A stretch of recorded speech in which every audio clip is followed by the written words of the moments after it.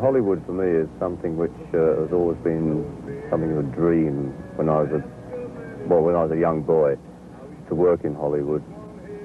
My father being in the industry 50 years before I started. You know, I was born into the industry, and therefore it was a goal to achieve. And since I've been here in Hollywood the last year and living in actual residence within the community, I find it absolutely wonderful. My wife finds it wonderful, and to me it's the ultimate place to be, especially if you're in the industry, because when you wake up in the morning it is film from the moment you wake up to the moment you go to sleep.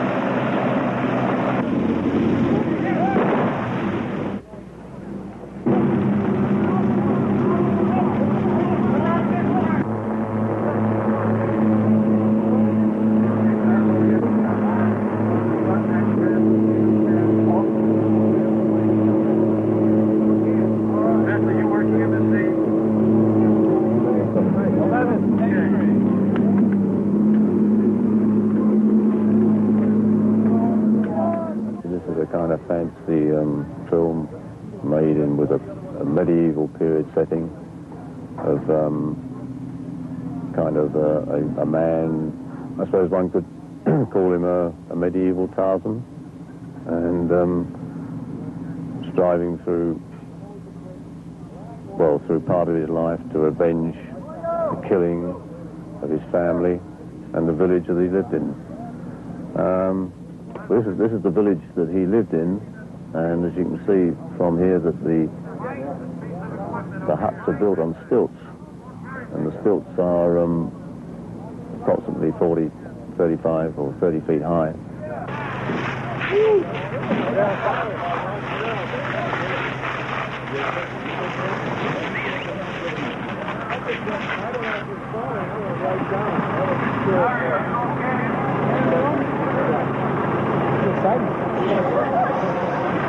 How was it, Danny? Great. How'd it work out for you? The hardest hunt, wasn't it? I got some great people running around the foreground and stuff in here, you know, all these guys back and forth. I just took my 2 limits and just kept panning, you know, left to right. With the handheld? No, he never got into that. He told me not to. Chuck decided last minute not to get in the handheld. Right on. Danny!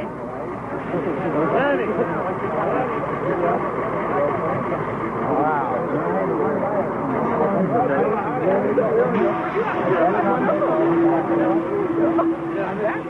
John is very funny. He's always very well dressed, and he always wears very subdued colors.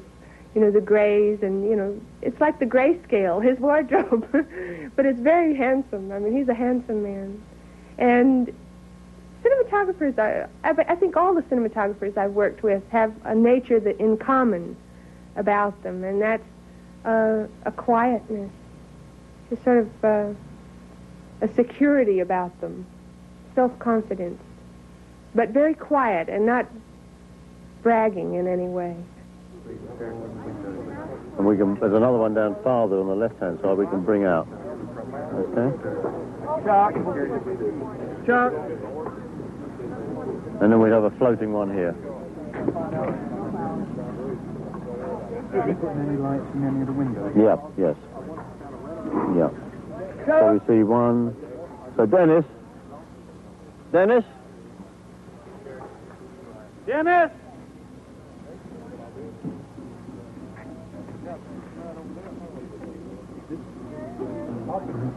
Dennis over there? You know what I need, right? What? You know what I need?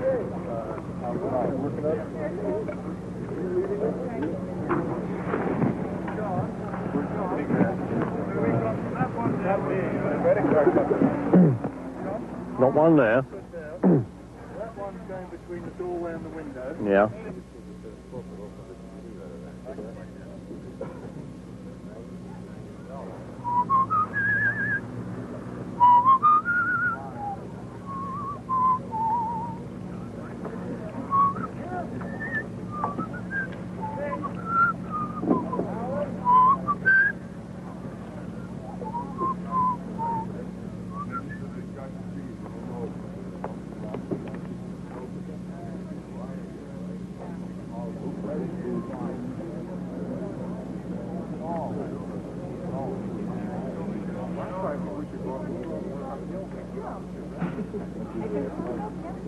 Just.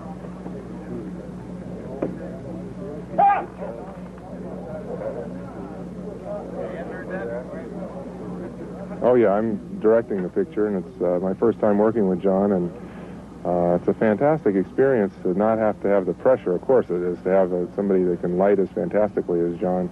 But for me, it's also a learning experience, because I've, you know, to be able to make a film and at the same time be able to watch and learn from a master is a fantastic experience for me. Get in here! Come on, easy! No! Come on, get in here! All right, get in here! No! Get up there!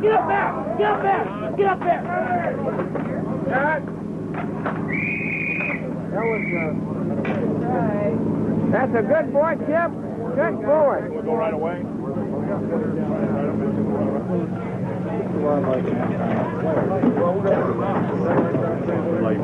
I never had any interest in becoming a cinematographer until 1965, when I met Stanley Kubrick.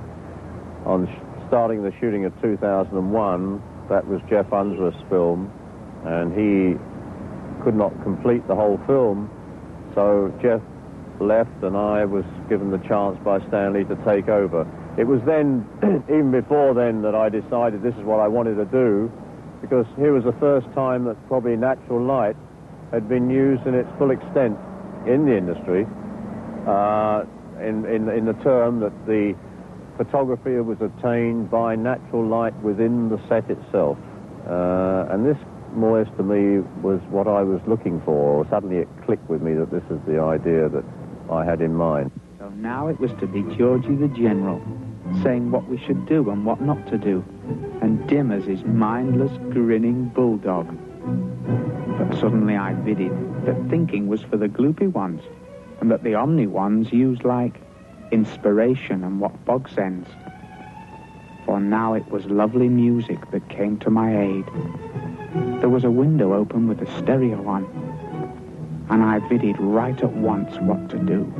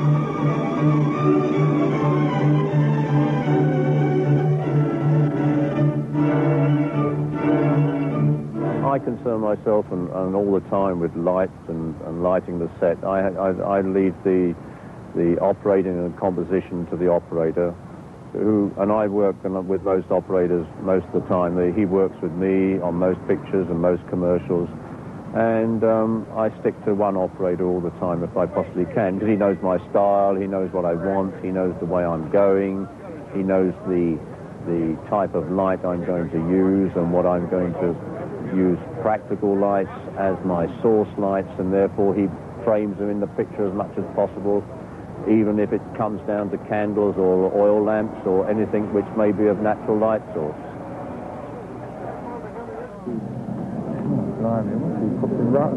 Oh boy, yeah. Well, Blimey dies through the lens. No. Yes. You don't want to do this now, honestly. No.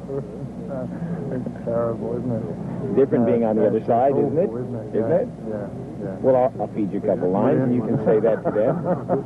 He'll feel more. He needs support. Okay, go ahead. You could have one hand up my back. Go ahead. Tell the man what the relationship is. What the relationship is. I'll tell you, it's awfully important, though, because if it doesn't work right, it doesn't come right on this side of the camera. And when it works right, whatever that relationship is, it's as though the two of them are one single person, one entity. How's that? Sound like something you said? Sounds good. Did I say that? Yeah, you were wonderful. Oh, I love the way you talk.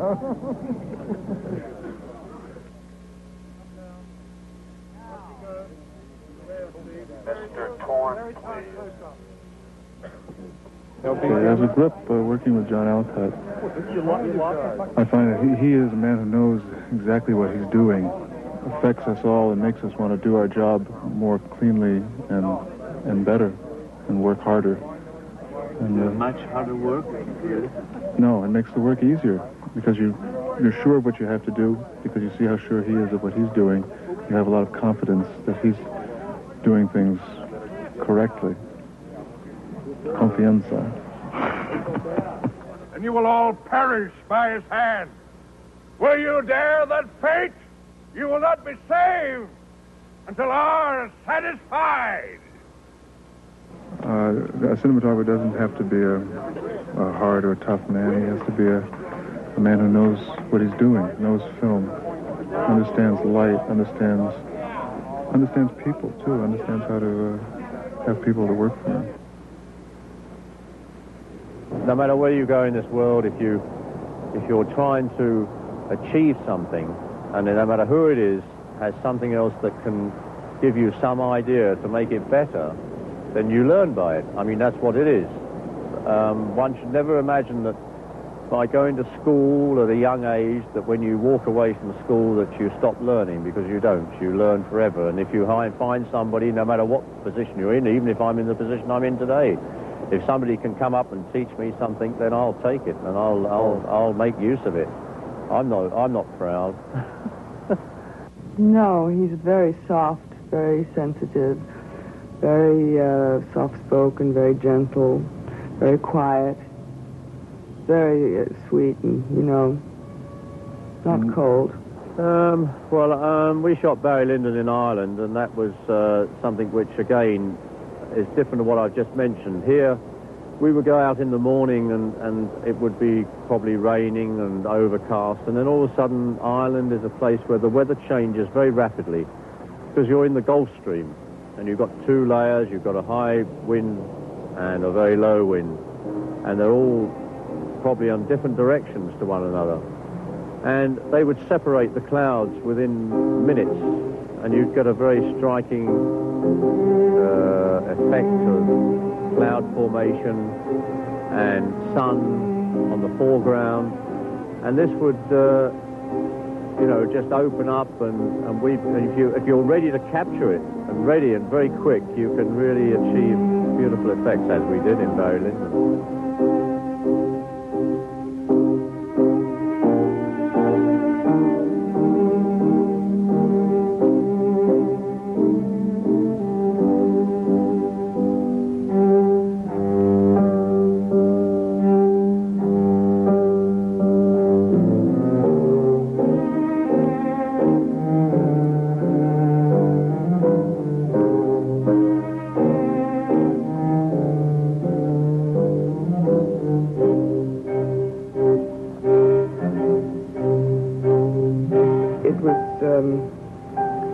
Different to any kind of other movie as far as photography was concerned, because the lighting was so, a lot of it was shot by candlelight, a lot of it was shot with sort of equipment that Stanley Kubrick had found that had never been used before really on film, that had to be, you know, used in the darkness. I think there was one on some on some Sputnik going around the world, and the other one Stanley had, you know. That could photograph completely in the dark, and that had to be, and I think it had never been used before in film, so it was quite an experience working with that. It was also quite difficult because there were times when you just couldn't even move a fraction of an inch, you know. And there were days where we would sit there and just be lit all day, you know, literally.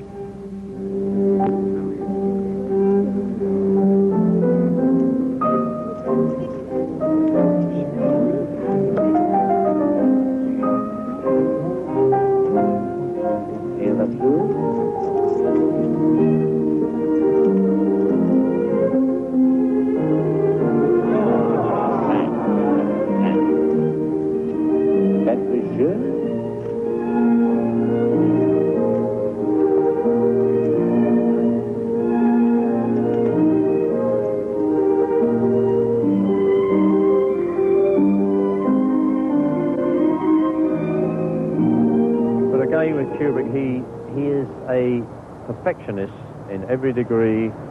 He demands that everything is right, everything exact, that when he walks on the set, that it's his freedom to work, that you must be ready, and you're given every chance to be ready. I mean, there's no pushing, there's no hurrying up. It's just that because you're given all the chance in the first part, as I've been explaining, with designing the sets and making them work for you in every possible way. And if you have any questions that aren't, which you probably find that aren't, being fulfilled, then he will make sure they will be.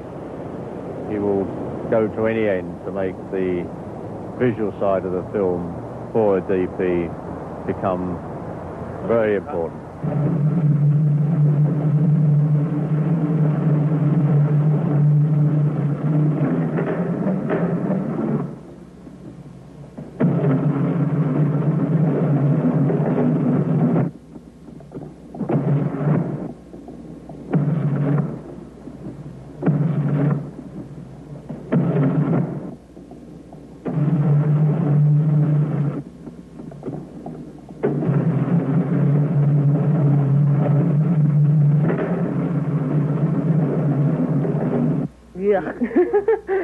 The 18 in the tube, Jack Nicholson and I would just cringe every time we heard him say, "Okay, give me the 18 in the tube." And we were getting so disappointed. It makes furniture look great, but for faces, I don't think it does too well. We were begging for a 50 or a 75. My God, a 75. But it was very hard to make us look good. I think Stanley used the 18 to make us look just slightly distorted, which is a little bit more frightening. And for Jack, who was going slowly mad, and for me, God knows why. I mean, when we cry, I think it always can be bizarrely distorted. I think it's like crying looking into a mirror that's distorted. And that's what the 18 did for us. John tried his best, John Alcott tried his best. He even put in a word for us a couple of times saying, "Stanley, why don't you give him a 50 at least? You know, why don't we try a 50 on this one?" But no.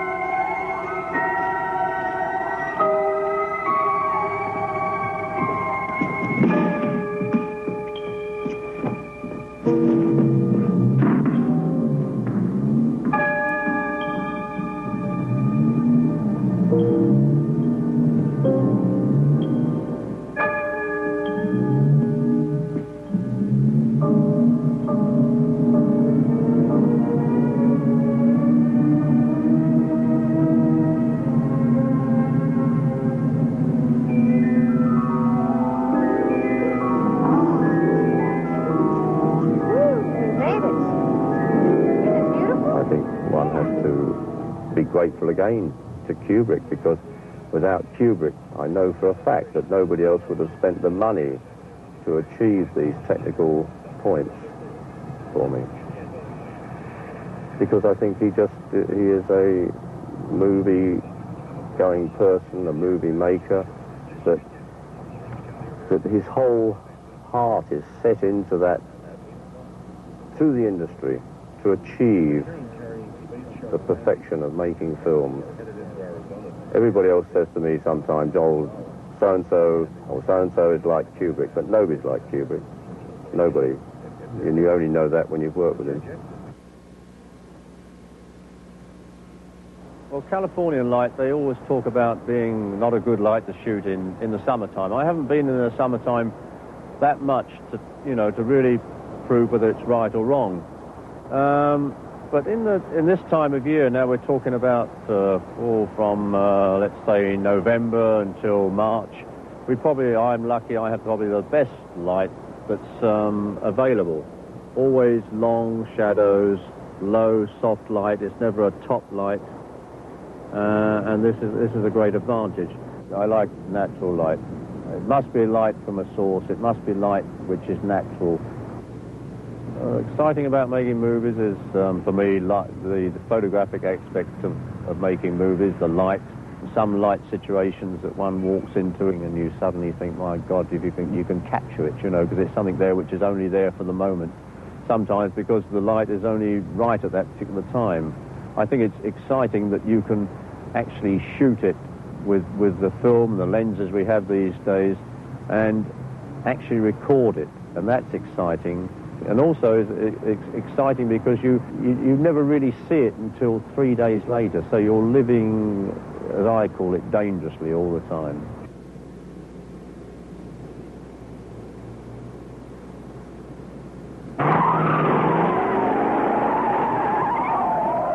Well, then I came to Los Angeles, and of course the street lights here are unbelievable. I mean, they're just like in Hollywood Boulevard, the street lights, it's like daylight. This, to me, was quite a challenge, because it was the first time I'd used fast 2D stock. This was exciting because I could now shoot traveling along the streets of Los Angeles with artists in the car, and just using a supplementary fill to fill in when the street lights failed. When I say the street lights failed, in between the street lights, so that we still had an image on the screen. But the point was that the main source of the light was still coming from the street light.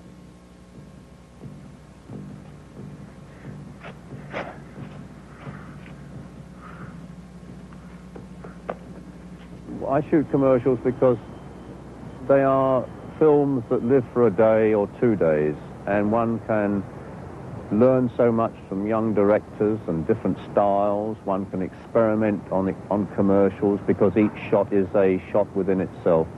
It doesn't have too much of a continuity like a film does, and therefore one can experiment, and from that one learns an awful lot to put these practices into practice on feature films, and vice versa when I go from feature to commercials. Fantastic. I mean, when I was nominated, I woke up every morning at 4 o'clock in the morning thinking, what am I going to do? What am I going to say if I win? Or what am I, it was just incredible. It was something, to look forward to for 6 weeks before the awards.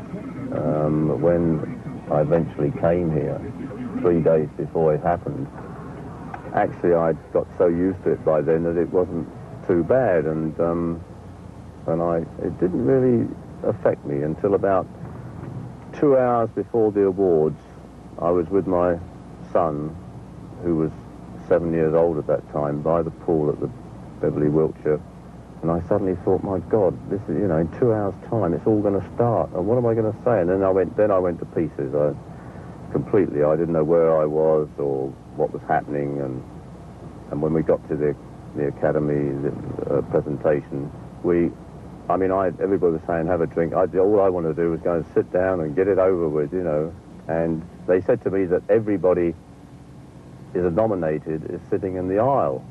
So when we got there, I was about 6 seats in, and I thought, oh, well, I'm out. Therefore, I thought, oh, well, you know, I'm not on the aisle, you know. But when the award was announced and it won, well, I think I must have been in a trance. I was in a trance because I got down to the platform and I gave my little speech and I looked up all of a sudden and there was all those people in front of me and it was like, you know, as though the whole world had caved in.